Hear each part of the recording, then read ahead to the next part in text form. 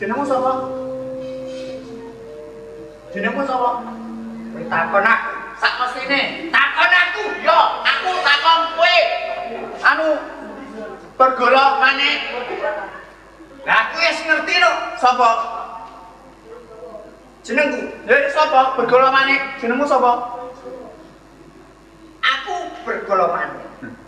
Prabu bergolongan. Lah iya. Jenengmu sapa? Bergolok maneh. Kowe mbok rasa mulek-mulek. Wis ngene, kowe gawe geger ana ing Pandhawa ana ing Dwarawati. Nah, kowe betik sumingkir minggat timbang tak pateni.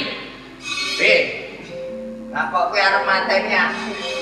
Lho, Sing mbok ndel-ndelke iki apa? iki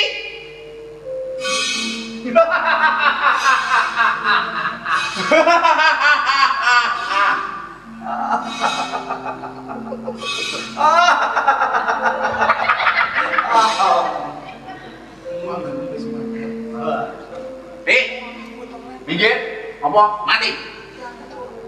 Aja meneh mung kowe wong siji.